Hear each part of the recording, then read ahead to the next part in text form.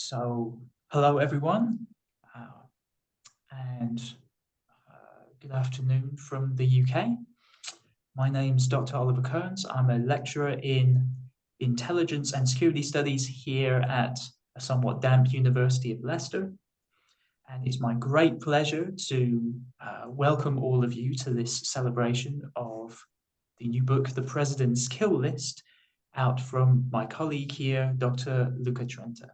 So I'll just start by introducing the event organizer here, as it were, the organization under which this event is happening. This is the Secrecy, Power and Ignorance Network. For those of you who don't know, this is a research network that has been active for nearly several years now. Obviously, what it's focused upon is new ways of thinking about researching and working with phenomena of secrecy and ignorance and how they interrelate. We have a large community of scholars, originally started around the southwest of the UK, but now involve people based internationally, involving international collaborations and events, including this one here. If you'd like to find out more about SPIN, you can very easily do so by going onto our website. That is secrecyresearch.com. You'll also be able there to sign up for a newsletter which gets sent out periodically, which will tell you about events like this one. Don't worry, we are not secretive when it comes to the actual events that we want to advertise.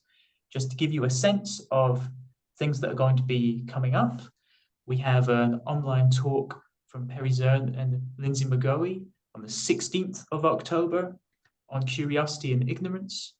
We have a talk on the 13th of November from Lydia Morgan on the law and the state.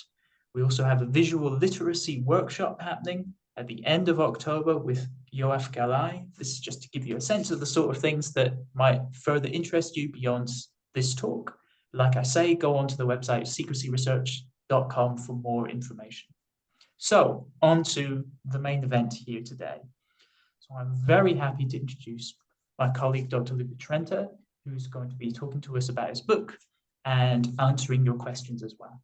So just to give you a little introduction, Luca is an associate professor in international relations in the Department of Political and Cultural Studies at Swansea University.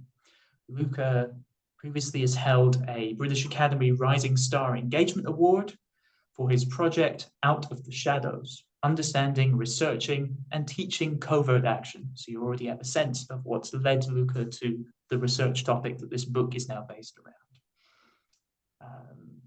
Luca has also previously held the British Academy Small Research Grant for his project on targeted killing, the recurrence of assassination in US foreign policy.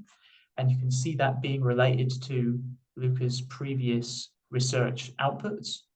It includes works in intelligence and national security, defense studies, and the Journal of Global Security Studies. But we're very delighted to be celebrating today his latest work, which is a book out with the University of Edinburgh Press. It's called The President's Kill List, Assassination in US Foreign Policy Since 1945. Just to give you a sense of the scholarly originality and reasons why we should be celebrating this work, I think I'll just give you a couple of snippets of early praise for the book. And Luca can immediately feel embarrassed at me doing so, but why not? That's what we're here for. Got Samuel Moyne has said that this is a breathtaking study of a controversial aspect of US relations, traces the rise, fall, and rise again of assassination of foreign leaders. It's careful and scholarly, a model of devastating and enlightening inquiry. Locke Johnson, the University of Georgia, also says this is a fascinating, well-written and deeply researched book on murder as a method of US foreign policy since 1945. The book, you'll find once it goes through its introduction, laying out its argument about the role of assassination in US foreign policy, then lays out a series of case studies, which are broadly split, as I'm sure Luke will talk about, into two broad time periods, with as their pivot the supposed or perhaps ban on assassination as a method of US foreign policy. And Luca's book indeed talks about the multiple causes and effects of that supposed ban, and how it shapes not just assassination policy itself, but the language and discourse around how assassination is explained or not explained to the public, and how it is justified as, or more often than not, as not a form of assassination. So what I'm going to do is hand it over to Luca here. Luca's going to be giving us a short presentation about the book, and then I'll start off what I'm hoping will be a great Q&A with those of you who have turned up, and we'll just have a back and forth with Luca about the themes of his book. On that note, if you want to ask any questions after Luca's presentation, then there'll be two ways to do that here. If you could either, in the time-honored tradition, write in your question here in the chat, here on Zoom, or if you raise your hand here, and both myself and Dr. Elspeth van Vieren will be keeping track of these, and that way we'll just run through them in the order that they come up. And with that, I'll hand it over to Luca. Thank you very much. Thank you so much, Oliver, for the introduction, and thank you to Elspeth for organizing this. It's a real pleasure. I've joined the SPIN group, I think now 2 or 3 years ago, and I've always found it to be an incredibly nice, incredibly supportive, and very intellectually stimulating group of people. So I'm happy to present my book here. I will try to stick to around 20 minutes, but you'll never know, I might get lost in some minute points. So we'll see how we go. I wanted to start, Oliver already mentioned a couple of these points, but I wanted to start with a bit of a background of how I came to research the book. In around 2013, 2014, I started doing some research on the Obama administration and its justification for the use of drone strikes and targeted killings. And you might recall that there was a series of national security speeches around the time of the killing of Anwar al-Awlaki, in which the Obama administration sent out national security officials to justify its policies. And a recurring theme in these speeches was the fact that drone strikes are not assassination, because assassination is prohibited under a ban and under an executive order. So that got my attention to a certain extent. How did we come to have an executive order prohibiting assassination? What was the US government doing that led to the establishment of such an order? And also, how did we come to a situation in which we have a formal prohibition on assassination on the books, on paper, but at the same time, the US government is killing people abroad, whether terrorists, and later on, as we see with the Trump administration, also state officials. So the argument was, what processes are going on here? How does the ban emerges, and how do we get to a condition in which the ban is basically circumvented or eroded or weakened almost beyond recognition? This is what I try to do in the book. As Oliver has mentioned, the book is a history of the US government involvement in the assassination of foreign officials. And I do stress the word involvement, because in not all the cases that I cover, the US is directly involved. Sometimes that involvement is more indirect, is more a matter of supporting local actors and local grievances. I cover in, I think, some detail the time between the 1950s, really the early Cold War, and the attacks of 9/11. And then in what I still find to be a somewhat unconvincing conclusion, I basically cram post 9/11 developments, looking only at those moments in which a controversy emerged surrounding assassination, the ban, and what at the time was called targeted killing. Throughout the book, I try to keep 3 main threads, or 3 main themes. One has to do with the methods of assassination, that is, what weapons are used, and also what I now call, but at the time I didn't call, the modalities of assassination. So what actors are involved in the assassination? Is it CIA chief of stations? Is it contractors? Is it local actors, and so on? The second aspect that Oliver did mention has to do with the language of assassination. So how do policymakers talk about assassination, both within their decision-making small groups and outside of them when they have to do so, either in Congress, for example, or publicly in order to convince the American public and at times the international community. And the third aspect, I think, is the politics of assassination. This entails not only the level of presidential control over the plotting and the extent to which we get any presidential orders to assassinate, but also the ways in which sometimes Congress, especially in the 1980s and 1990s, is almost the actor that is pushing the presidency and the CIA to do more than what they feel comfortable doing to a certain extent. The book is divided into two main parts, assassination before the ban on assassination and assassination after the ban. In part one, I highlight, at least initially, a lot of continuity with the experience of World War II, both in terms of personnel and in terms of practices. And I highlight a lot of experiments, particularly surrounding the idea of a Manchurian candidate around assassination, the use of drugs, the use of hypnosis, and later on the use of poison. And I do mention quite a few early Cold War plots for which, in all honesty, we have very little in terms of archival material and documents. The main plots I discuss are the ones against Lumumba, Fidel Castro, Rafael Trujillo of the Dominican Republic, Ngo Dinh Diem of South Vietnam, and René Schneider of Chile. I guess I will just say a few words here on the René Schneider plot, because I think it's quite an interesting one.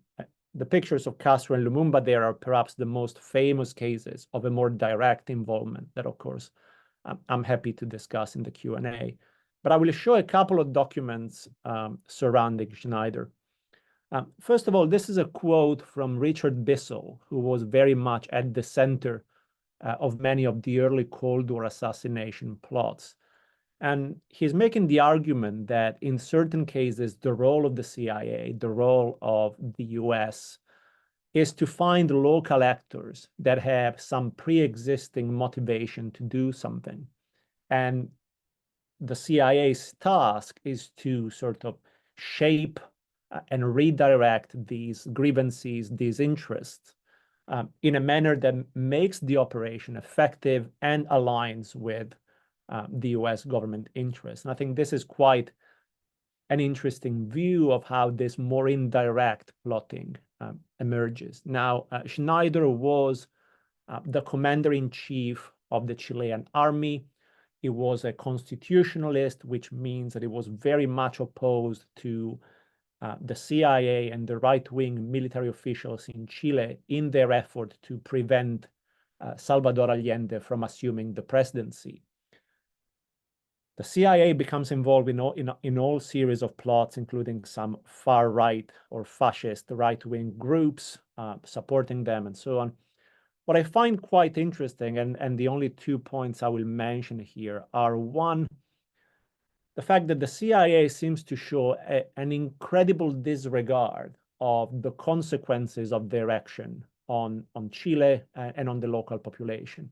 Here you can see the minutes, not really the minutes, the report done by a CIA official, the chief of station, of a meeting with a Chilean military official in which they discuss potential avenues of removing General René Schneider. You can see it there in the second line. And towards the end of the second paragraph, it is clear that this Chilean military contact is warning the CIA, saying, look, if we do this, like all hell might break loose. We would have almost a situation of a civil war inside the country. Is this really what the CIA wants? And the chief of station replied that the US government doesn't care as long as out of the chaos, we are preventing Allende from taking the presidency. I think this is quite instructive, not only of the level of indirect involvement of the CIA, but also of the disregard for the consequences and very often for the violent consequences of CIA's covert operations more broadly. The second is a very interesting archival find that I uncovered at the Nixon Library related to the Schneider plot. There is a big controversy surrounding the plot against Schneider and the plot to prevent Allende from coming to power. And basically, it positions the CIA against the White House. In the White House, you have Henry Kissinger and Al Haig, who was his assistant, who testify in the congressional investigations of the mid-1970s that on the 15th of October, they had given the CIA the order to desist, to stop any plotting from going forward. And on the other side, you have CIA officials who testify, well, actually, no, you didn't. You told us to continue the plotting and so on. And the congressional investigations in the mid-70s did not reach any conclusion. And the archival record so far basically created this situation in which we didn't know who to trust. Should we trust the CIA or should we trust Henry Kissinger? We only had CIA documents saying that they had received the order to go ahead, but we did not have White House documents that confirmed that actually there was an idea of going ahead. So when I found this document, this is a bit of a smoking gun for me because it is a document written by Al Haig, co-signed by Henry Kissinger, that basically states that on the 16th of October, the idea is still to go ahead with the plotting, that they are stopping. You can see at the very bottom there was a decision to hold off a premature coup, but to continue to build assets. So they're not stopping the plotting. They did stop one specific coup attempt because they thought it would fail. Again, this is an interesting controversy that has to do primarily with the idea of the CIA acting as a rogue elephant. But here we can see that actually the CIA is acting under the orders of the White House. As Oliver mentioned, there is an interlude in my book, or a dividing line, and the dividing line is the mid-1970s and the so-called season of inquiry. I've written extensively about this, and I'm not sure I should go into particular detail about this, and most of the people on the call will know what the season of inquiry is, what happened. Media investigations happened, congressional investigations happened, and the Church Committee, which was the Senate committee tasked with investigating the CIA, published an interim report on assassination, which is fully available online. And in the report, the committee recommended the establishment of a law or a statute that would prohibit assassination. And it gave some very specific criteria as to when and under what conditions this law would apply, what type of foreign personnel would be protected, and so on. And these efforts continued later on throughout the late 70s and early 80s. But as I've shown in an article that I've written, within the Ford White House, there was an extreme opposition to this idea of constraining the powers of the intelligence community via law, via a system that would involve Congress, that would involve the courts, and so on. So what the Ford administration does is instead publish an executive order, 11905, geared towards completely reforming the intelligence community. And the order does contain a ban on assassination, but the ban is very vague.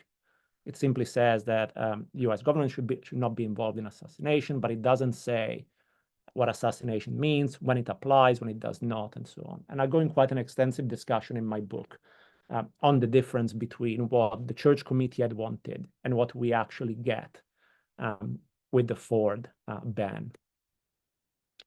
So in the second part, there is a slight jump, I think, because as far as I can tell, at no point in the Carter administration was there any consideration of using assassination as a tool of foreign policy.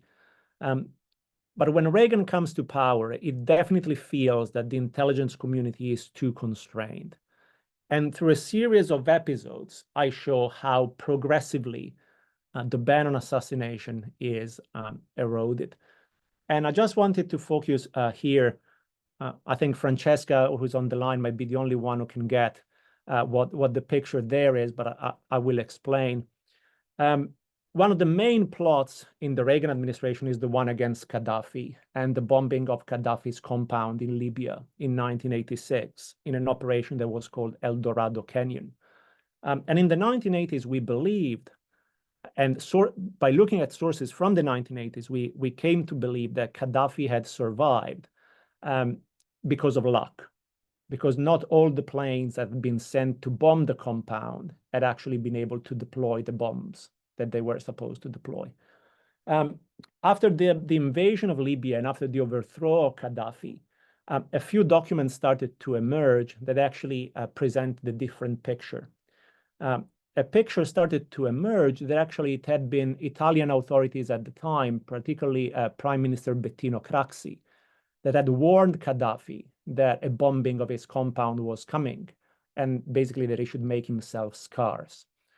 So one afternoon I came across this story, and with very little hope of getting any reply, I sent a direct message on what used to be called Twitter to Bobo Craxi, who is the son of the then Prime Minister Bettino Craxi. And basically I asked him, look, I found this story in an Italian newspaper about a warning from the Italian government at the time to Gaddafi. Is this true? And our discussion goes on and on, but you can see at the very bottom there that it says, yeah, absolutely, yes, it is true. So basically, Gaddafi did survive because the Italian government warned him that an assassination plot was coming. What I do cover extensively in the book is the fact that I think the 1980s and the Reagan administration are a pivotal time to understand how we get to a situation in which after 9/11 targeted killings are considered permissible. There is a series of political and legal precedents established in the Reagan era that basically define US posture for the administrations that follow. One of these legal precedents is the idea that everything conducted as part of counterterrorism cannot be assassination. And similarly, every time the president decides to deploy overt or covert force in self-defense, it cannot be assassination, whatever the target. And Abraham Soffer was a lawyer in the Reagan administration. After leaving office, he made the point, he made an additional point that basically, if a target is present at what is considered a legitimate military target, and he is killed while present at this target, the whole thing cannot be considered assassination. It is a stroke of good luck that the target was killed while they were present precisely in the place that we bombed, precisely because we had the intelligence that they were there and we bombed them. So what happens to the language and the politics of secrecy? So before the ban, assassination emerges very rarely in the decision-making practices, or especially in the minutes that we have. Most of the time it is referred to via euphemisms, innuendos. There are very few exceptions when US officials use the word assassination and they are recommending it. One exception is Harry Dearborn, who was the US consul and for some time the chief of station in the Dominican Republic. At the time of the assassination of Trujillo, he sent several cables back to the State Department and to the White House explicitly recommending assassination. But before the ban on assassination, this remains within the confines of decision makers, policymakers, and maybe a couple of leading members of Congress. After the ban, we have on paper a situation in which assassination is prohibited. So the US government finds itself in a position of having to domestically justify a certain activity as something that is not assassination. And of course, in the era of congressional oversight and increased public scrutiny of intelligence, at times this leaves the confines of policymaking circles and involves congressional committees, or at times these controversies play out in the open. In the book, I make the argument, building on international relations scholarship on norms, that the process of weakening the ban happens because the Reagan administration and following administrations challenged the remit of the ban. So in what areas the ban applies. For example, they exclude counterterrorism.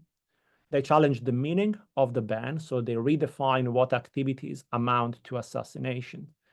And at times, they challenge or question the validity or appropriateness of assassination. This is both in strategic terms and sometimes in moral terms. For example, in the 90s, people make the argument, why shall we use great demonstrations of force that might injure civilians when we could simply kill a single individual? This process of weakening of the ban happens primarily through a process of what people have called the secret law, that is the legal revision and reinterpretations of legal provisions. This is my last slide, and I wanted to portray a picture of how we get to the present situation. So how do we come to a situation in which targeted killings are an acceptable weapon in the US government arsenal? We establish, in my view, 4 main precedents. One, we distinguish activities conducted in the realm of counterterrorism, and we argue that they are a completely different kettle of fish from assassination. If we are deploying force in counterterrorism, it cannot be an assassination. Second, we start developing a whole series of arguments surrounding intent. This means US government officials would always say that what they are doing is providing support for certain third parties. If the third parties intend to assassinate somebody, it is not the US government intention to assassinate. For example, William Casey famously says, we're giving these people rifles. What they use the rifles for is up to them. The same thing in the 1990s, when a coup in Panama fails, there is a major controversy, and the outcome of this controversy is to increase the latitude of the CIA to arrange coups in foreign countries. Even if there is a clear understanding that the coup might lead to the assassination of the foreign leader, as long as there is no explicit intent and no explicit directive. As we know, in the realm of covert operations, explicit directives are very hard to come by. The third precedent is the self-defense argument. Every action carried out in self-defense cannot amount to assassination. This is put in black and white at the end of the 1980s in the so-called Parks Memorandum, written by Hayes Parks. And finally, the previous example from Abraham Sofa here is that command and control or infrastructure targets cannot be understood as assassination, even if the foreign leader is present at these military targets. And later on, as a member of the Clinton administration will say, in the case of terrorists, sometimes the infrastructure is human. And even in that case, killing such infrastructure does not amount to assassination. So in this process, what had initially been a ban on assassination is reshaped and periodically reshaped to continuously permit policy options that had previously been considered prohibited. This is a quick overview of the book. I think I was right on time, give or take. So I'm happy to take questions, and I'll stop the sharing so that we can see each other.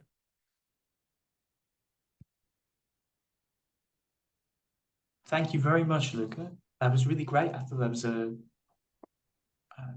very effective summary of the book's argument as well. Certainly, as I saw it in reading it in prep for this, and it makes a lot of sense, I think, as well, of how you weave different threads together throughout the book. The way that you described at the end there, this re-emergence of assassination and how that happens. I'll just say to people then that I'm just going to ask 1 or 2 questions to get the ball rolling. But in the meantime, while I'm doing that, if I'm going to ask questions that I think would interest fellow spinsters, if people want to present the things that they're actually interested in, then there are two ways to do it. One is, if anyone needs a refresher on Zoom, you have down the bottom here, press react and click raise hand. And then we'll see there that you want to ask a question if you want to ask it in person. If you'd rather just put it in text, then we have the chat button down there as well, and just pop it in there. And Elspeth and I will keep track of that. But just to start us off, Luca, one thing that I thought was that was innovative about the book, about the argument you make in the book, that I also think would be of great interest to people here, is around the very question of what counts as an assassination. Obviously, when you're doing a piece of research like this, where in large part you want to look at how US officials primarily are talking about assassination and how they conceptualize it, or how they choose to delimit it for public purposes and for their own purposes. You too have to decide as a researcher, how are you going to delimit it in order to make up your cases? For instance, you make a fair argument about why you've included Osama bin Laden, which stands out as opposed to other heads of states or state officials that you're looking at. The big thing that I thought was really the innovative part there for me is your discussion of plausible deniability. You point out in the introduction to the book that this plausible deniability extends to the very question of whether it's assassination or not. You also talk about plausible deniability in terms of intentionality and indirectness. So you say US officials would often make the argument along the lines of, well, we didn't know it would end up with our partners doing this. I think that has, if nothing else, it has some relevance today beyond assassination, where we're looking at how current Biden administration officials have talked about Israel's attempts to assassinate members of Hamas and Hezbollah. They often respond, US officials, by saying, we didn't know that our material or logistical help was going to result in this. They've quite explicitly said that. So we see that kind of narrative continuing up to today. So I'm wondering, this kind of argument, how conscious and intentional a deception do you think necessarily that is? How much has that been a part of your own wrestling with these questions in the course of doing the research for the book? How much do you think this is simply a matter of officials trying to pull the wool over people's eyes? Sometimes that does seem quite explicit. You mentioned the idea of the spiel, the idea that an official would explain to someone asking questions, oh no, it's far too expensive and far too difficult to attend something like that. So obviously we never would, and it turns out they have. But then you also bring up cases like President Kennedy's famous shock at the nature of, I think it was Diem's assassination. Mm-hmm. Even though he was, as you point out in the book, he was being told that the likelihood of a coup leading to something like this was very real, which made me think of a sort of cognitive dissonance there. Kennedy knew it was going to happen, but nonetheless, maybe we'd say affectively, he's very surprised by how it turns out, and he reacts in a very emotional way to it. So do you think that you could say something a little bit about the possibility of that dissonance and how much you think intentionality matters or not when doing a study like this? Shall I answer your questions now and then we open up to the other questions, you think? Yeah. I mean, as to the first question, I think there are both sort of conceptual reasons and editorial reasons, I guess, while the book is circumscribed as it is. Initially, it was my great ambition to write a book about assassination in US foreign policy in general, at least from the Cold War to the present. But I pretty quickly realized that, first of all, the topic was too broad. Because assassination does emerge in plenty of other contexts. For example, in counterinsurgency, say the Phoenix program in Vietnam is almost quite explicitly an assassination program, and it creates a massive controversy back in the United States. But eventually I did settle on foreign leaders and officials, because I think there is a certain sense in which those categories should be or have been particularly protected in international politics, international law, and so on. And I think Ward Thomas makes the same argument when he talks about the return of the age of assassination. They are a different normative category to a certain extent. And also, I think many times they've been the most controversial cases that we encounter. The other issue why I focused only on this is because during my research, I did an interview with a former US officials whom I won't mention, who didn't really buy my argument that assassination never really disappeared. And what he said was that basically, contrary to my argument that the ban was very effective, he argued that the ban was very narrow but very deep. And what he meant with this is that it did not prohibit assassination overall, but it was very effective at prohibiting assassination against foreign leaders and officials.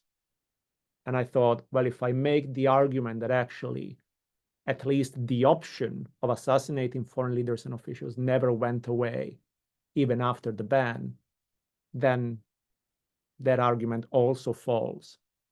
And so there is an additional reason there. I have to say, you mentioned the decision about bin Laden. Another painful decision was, and this was primarily an editorial one, to remove a chapter I'd already written on Che Guevara, who was famously killed in Bolivia with what I argue is not as large a CIA role as some people imply.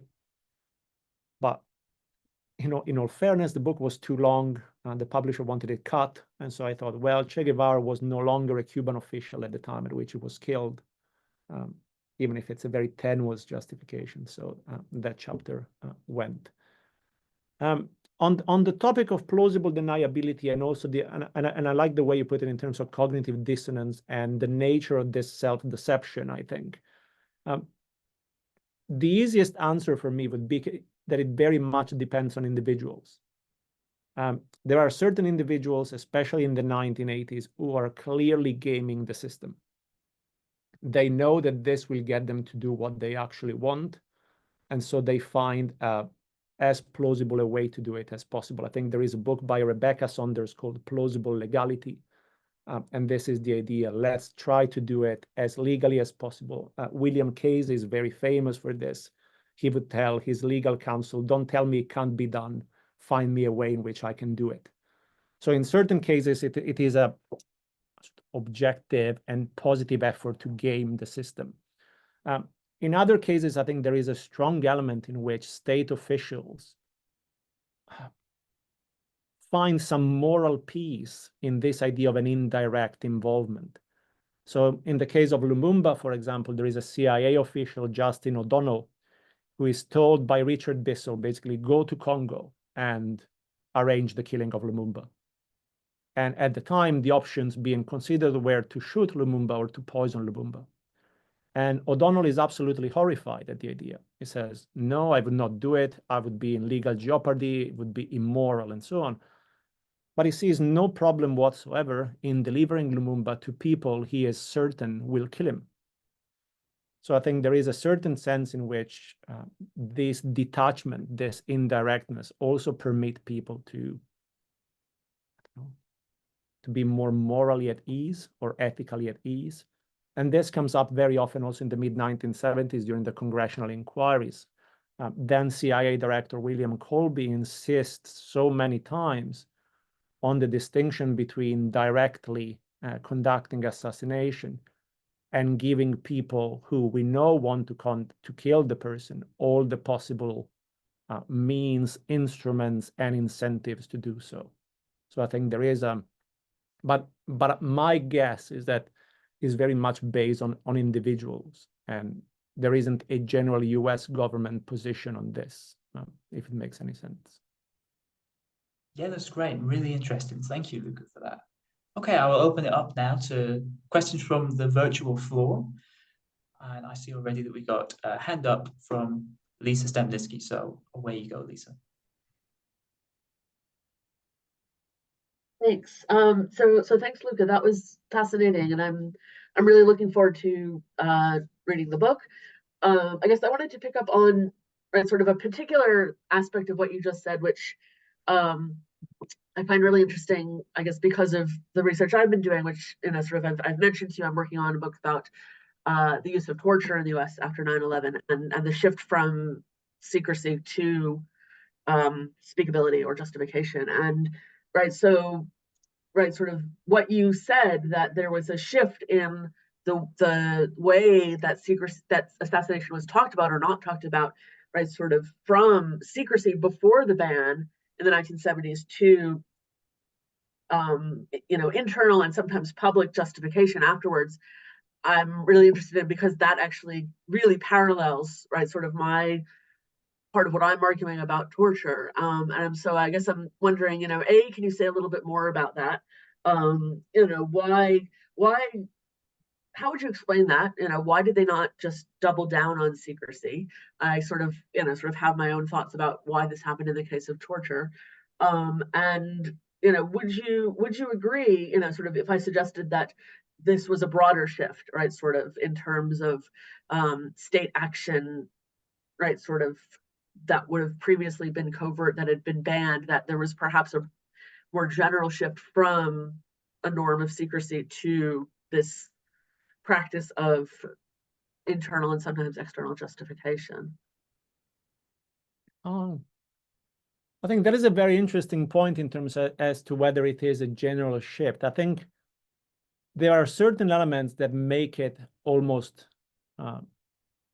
impossible that this would not happen, if it makes sense. So there is a breaking of the post-Cold War consensus, as you'll probably know, of the Cold War consensus. In the 70s, there are congressional investigations. The media becomes much more aggressive. Of course, there are legislative requirements for covert action to be, if not approved by Congress, but at least overseen by Congress. So a certain element of opening of this initial secrecy, I think, is somewhat inevitable. I think what I found is that the process happened through a series of moments of contestation or challenges in which different interpretations of the same issue emerge, whether within Congress or later on, including involving the public. And progressively, the preferred option, the option preferred by the executive, is the one that tends to prevail in these rounds of contestation. I think this is also common, at least initially, to issues surrounding torture and so on. It is the option that the executive preferred that actually becomes more established.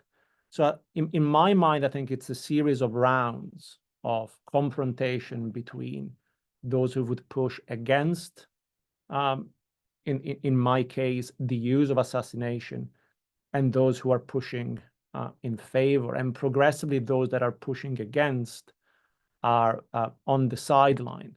But I should add, I think, that this is not a linear process, in the same way in which covert action waxes and wanes after. So there is the famous sort of idea of Locke Johnson that there is an overextension of intelligence activities, and then there is a major scandal, and there is a collapse, and then there is another overextension and a collapse, and so on. A sort of a shock therapy of congressional oversight. I think the same happens in these rounds. At times, the CIA carries some institutional scars and institutional memory, and sometimes they don't want to do certain things. And oddly, it is Congress pushing them to do more. I think the case of Noriega here is a good example. And later on, the case of Saddam Hussein during the Clinton administration, it is almost Congress who is pushing the Clinton administration to do more, even if to a certain extent, this is happening because some of the plotting is going back into being more secret. That was a very rambling answer, but I guess we can talk more extensively. I'm not sure it was helpful at all, but we can talk more extensively about the issue. No, that was great, and yeah, we'd love to talk more another time without dominating at the moment. Thank you, Lisa. I think Elspeth, you're up next.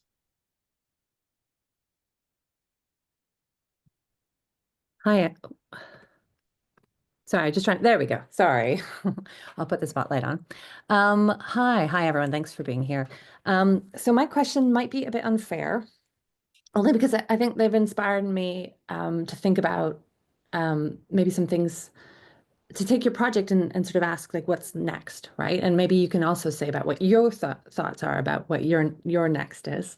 But in terms of what it was making me think about as the what next is, like, I'd be really interested to know if in the archive, in the research you were doing, did you come across the kind of the near misses, you know, when someone wasn't assassinated, when the US officials sort of decided, well, no, there are these reasons why we're not going to go ahead with this, and what those reasons might have been. And I was kind of thinking a bit about, you know, like I don't know if people know Benoit Pelopidas's work on the Cold War and on nuclear politics. And his approach at one point was to sort of think about the near misses. You know, when has the world come to a near kind of nuclear apocalypse? And those as being particularly telling. So I was just curious as to whether or not you'd come across points in which people had stepped away, or in some, and what that might tell us. And then I think the second sort of slightly unfair question, maybe it's more for the group and for thinking about the future, is it just impossible for these sorts of things to be kept secret to the same degree that they might have been kept secret sort of 50, 60, 80 years ago?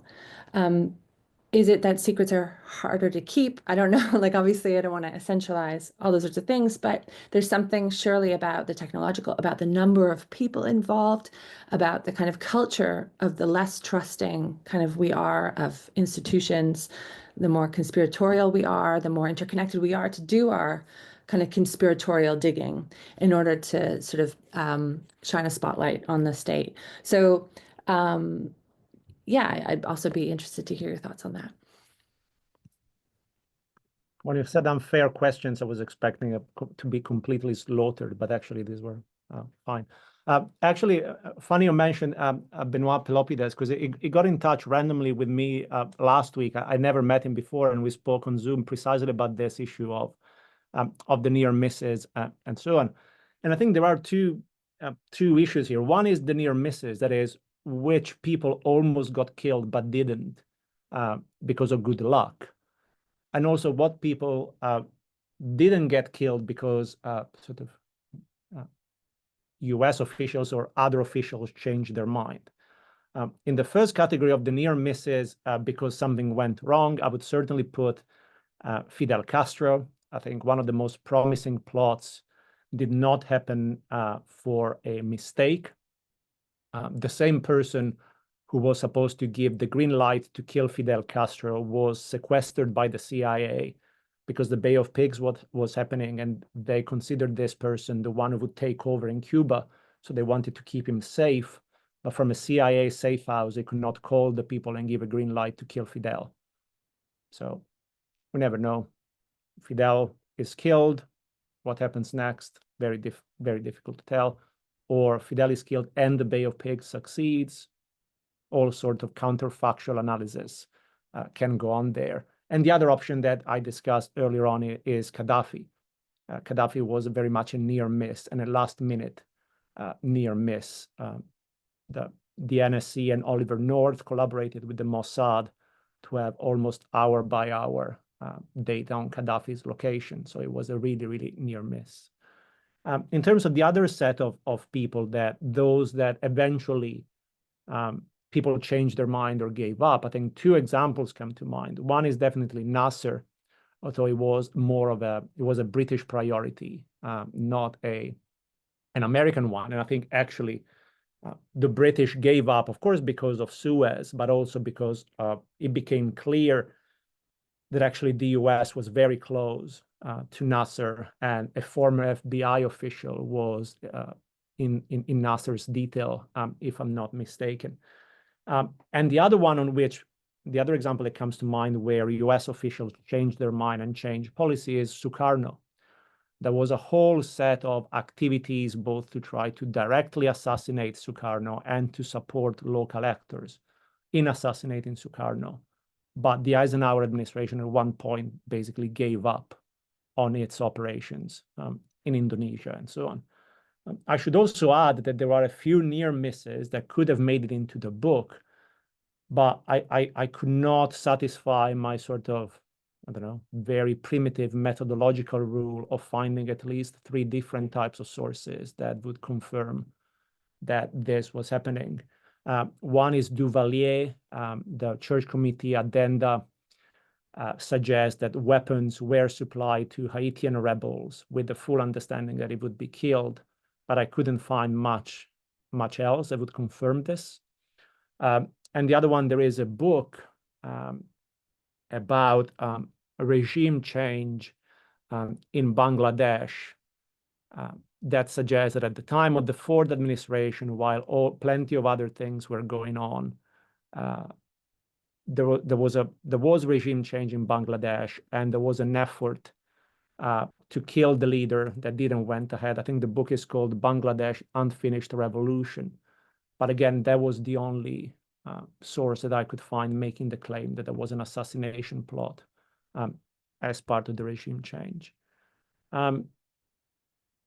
I will leave to other people in the group who are better placed than me to discuss whether it is impossible to keep secrets.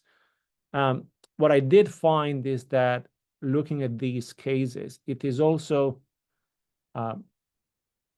somewhat impossible to agree on the same narrative on a certain leader. For example, it was much easier in the early Cold War to see leader X as a very bad guy that needed to be eliminated.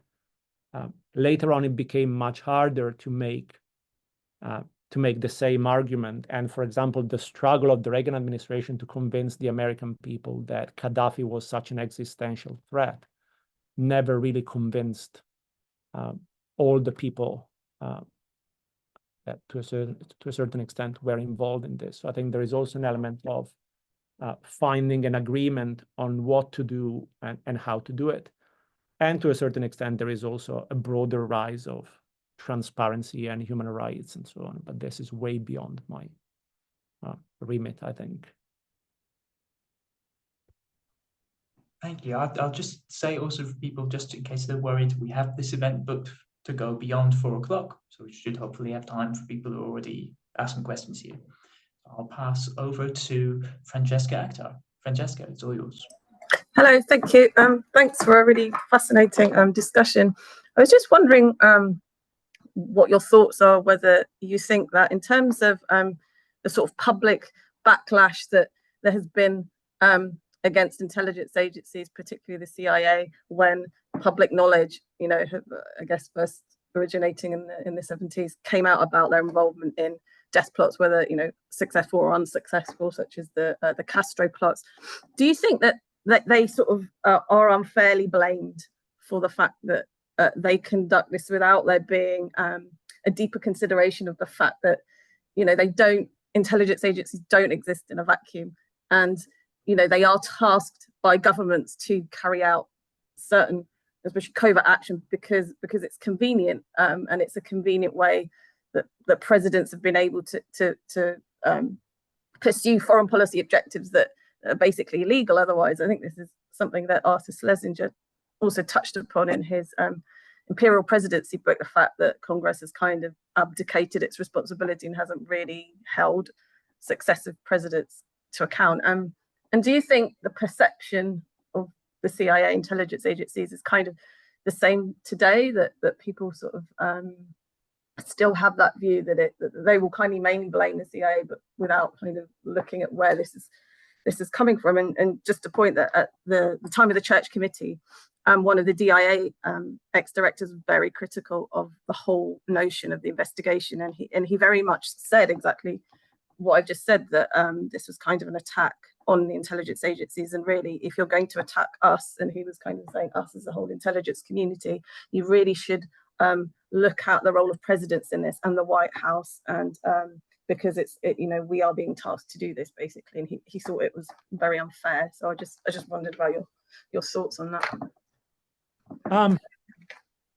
I think that this is a bit the debate as to whether the CIA is a rogue elephant, and I think the trajectory of Frank Church during the investigation is quite interesting. At the very start of the investigation, he goes on TV and says, the CIA is behaving like a rogue elephant and so on. And towards the end of the investigation, he goes, oh, well, actually, it's not really behaving. We haven't really found a situation in which the CIA did something on its own without being sort of ordered to do so by the president. What I think is quite interesting is also this process of intelligence scandals and the scars they leave on the agency, and also the relationship between the political appointees of an administration and those who have institutional memory within the agency.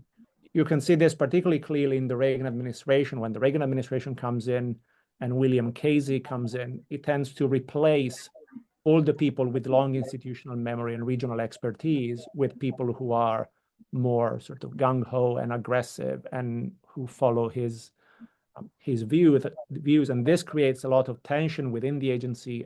Inman resigns pretty quickly, and of course creates a lot of tension with Congress, which is tasked with overseeing the intelligence community. I think that is another element that changes quite a lot, starting in the end of the 1970s, basically. You have, at least on paper, congressional oversight. So Congress is tasked with keeping an eye on what is going on, and this opens plenty of opportunities for controversies and so on. And the final point that I will mention is not so much the relationship between the presidency and the CIA as an institution, but what I found is also very important to be the relationship between the president and his CIA director. If the two don't get along, it's very unlikely that there will be a massive reliance on covert operations. If the two do get along, there tends to be an increase in the frequency and breadth of covert operations. A key example to my mind here is the Clinton administration. Clinton comes into the office, he doesn't particularly care about the CIA. His two first CIA directors, he can't stand. But when eventually they settle towards the end of the administration on George Tenet, the whole pace of Clinton intelligence activities changes. And I think we can see this also in previous administrations and their CIA directors.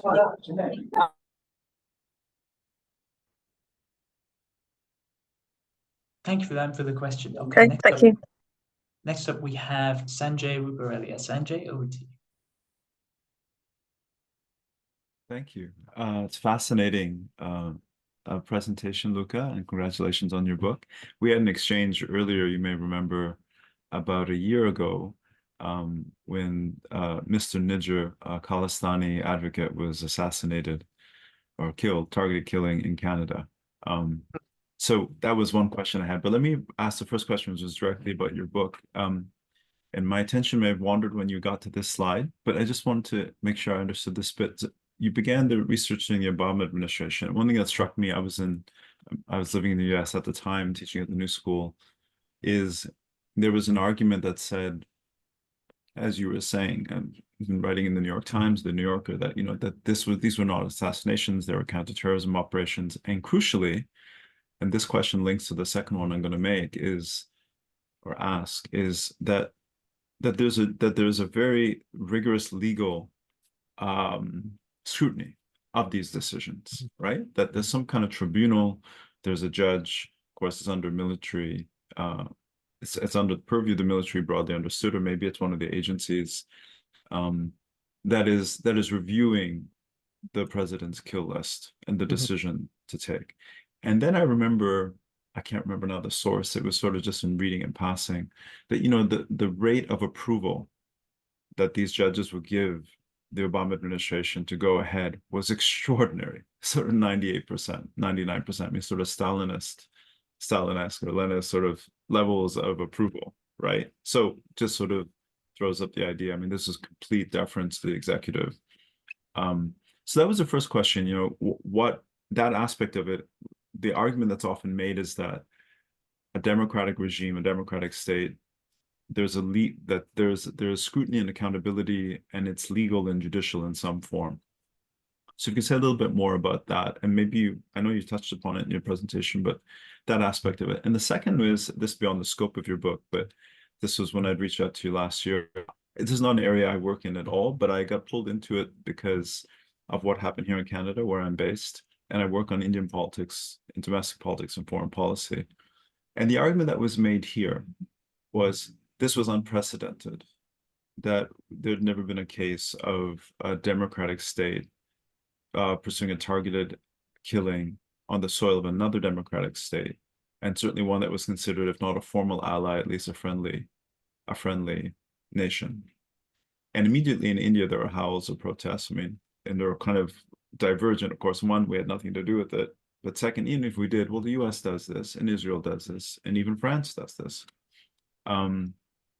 So that's the question. In the cases you were talking about, that's often an argument that's being put forward today, that authoritarian states carry this out in democratic soil. If democratic states do it, they do it in countries where they cannot rely on the legal regime or the political regime to cooperate, right? In terms of extradition and so on and so forth. So that's a big general question, but how do you place, for instance, I'm giving this as a case, you know, Mr. Ninja's killing in the context of your research and broader research, and many of you here, I imagine, are experts and specialists on this topic. I'm not. I'm just really curious how to contextualize, for instance, the event that happened here in Canada last year, the attempted case of Mr. Panun in the United States, which the FBI uncovered. How do you think about that case vis-a-vis all these other states and the history that you studied? Thanks. I mean, on the first question about the level of approval and so on, I think by that point, all the legal hard work has already been done. All the OLC opinions, the Department of Justice opinions, white papers, and so on have already been discussed. They have already been approved.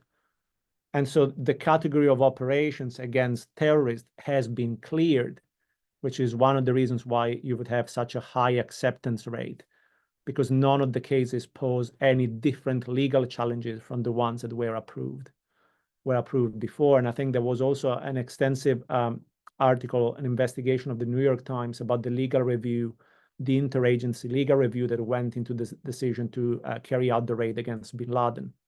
And again, it was an interagency group of people finding a legal justification for something that the executive clearly wanted to do. So I think there is an element of sort of permissiveness of the law and an element of fig leaf or legal cover for any potential future measure, which I think is one of the ways in which norms are undermined most effectively, sort of establishing legal instrument that will protect norm violators, or basically even giving a green light to violate the norm. On to your second question, I think it is very much one of my, I guess, pet peeves that there is in various commentaries, this idea that assassination is something that only authoritarian states do and democratic states don't.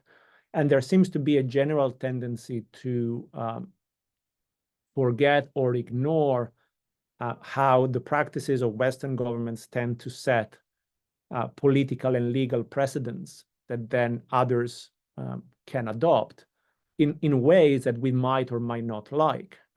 For example, in the early stages of the war on terror, when basically both Bush administration officials and George Tenet are arguing that the CIA has the power to pursue terrorists globally, the Russian parliament approves a law that says we can pursue terrorists globally. Then what Russia defines as terrorist, we might not like, but there is clearly an effort there to use the same language. And I think we now know, because Michael Boyle talks about this in his latest book on drones. In the early 2000s, there was a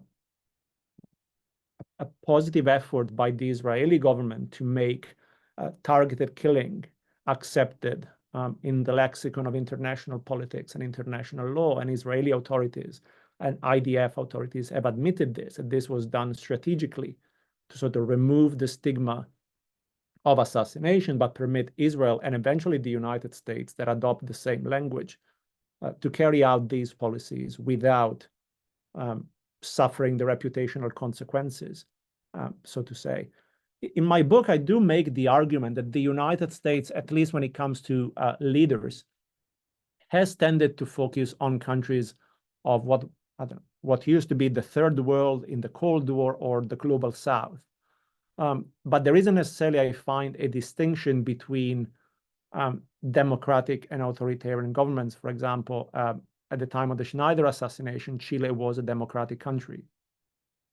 And yet the United States didn't particularly seem to care, or democracy didn't particularly feature in the strategic calculation.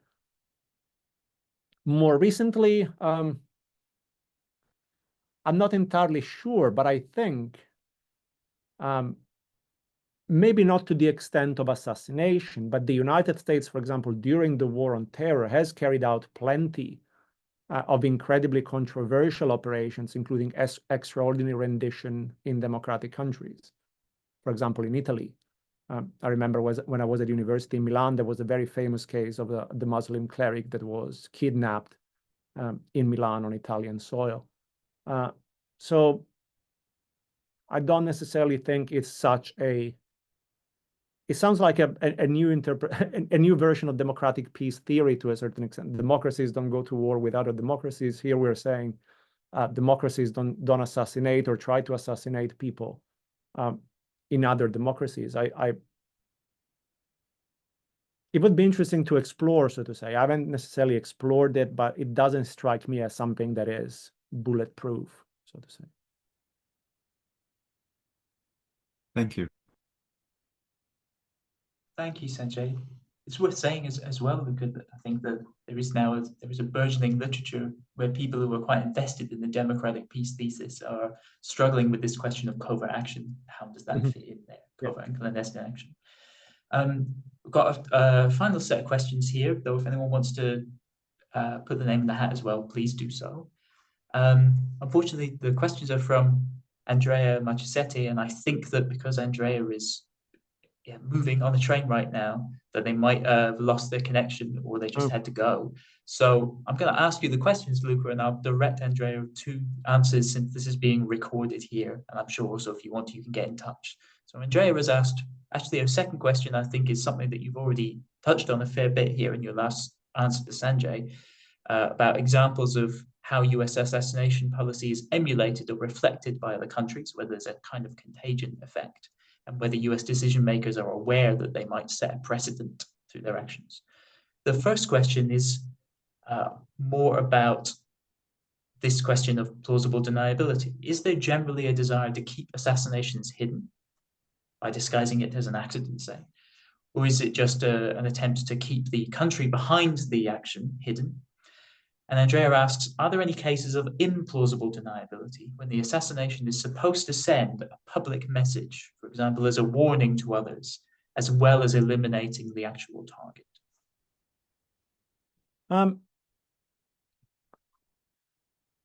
I think there is a lot of, emerging literature currently on the rationale behind assassination, and plenty of scholars have made the argument that in particular Russian assassinations under Vladimir Putin have been used to send messages both internally to the Russian people saying we're still strong, to potential dissidents, and to the international community that we can reach people wherever they are. And by all means, the Soviet Union also did this with, for example, Georgy Markov in London, also Bulgaria and the Soviet Union and so on. I think the argument applies for the United States, I think, when it comes to particularly glaring drone strikes and targeted killings. So, for example, I don't think there is any doubt surrounding the Soleimani assassination.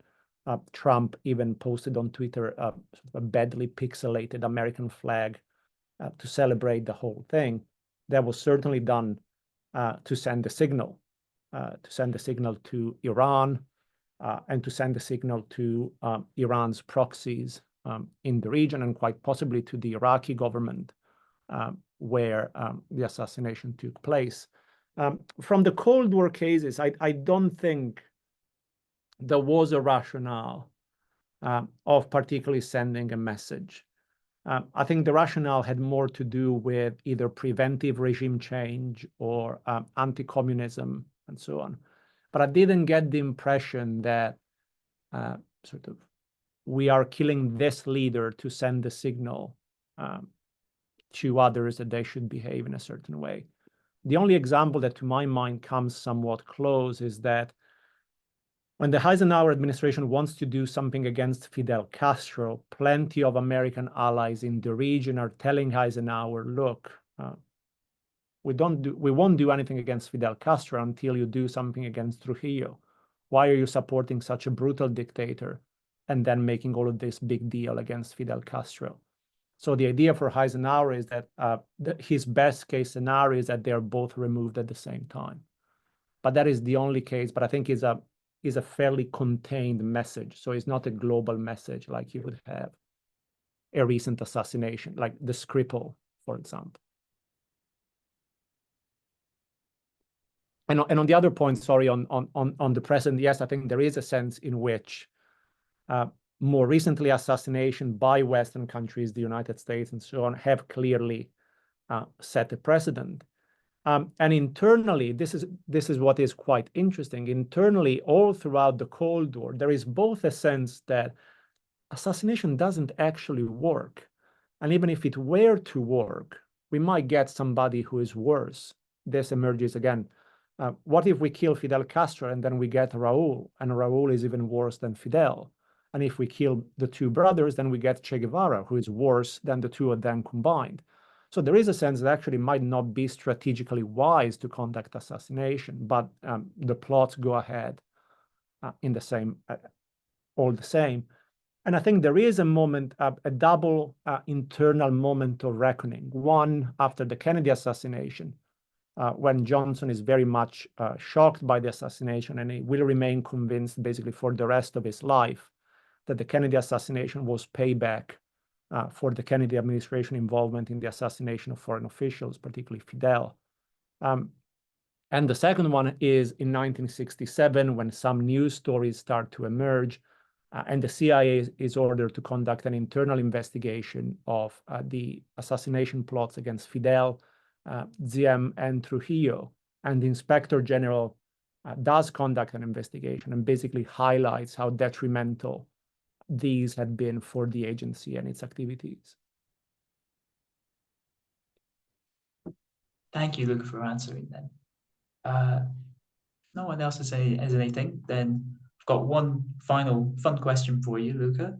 Throughout the book, but the thing that we haven't touched on here is that as well as a lot of great, in some cases, revelatory archival research, I mean, you already mentioned in your presentation documents you unearthed in the course of this book that haven't been talked about before. You also conducted a number of interviews with former states, including intelligence officials, some of them named, some of them anonymous.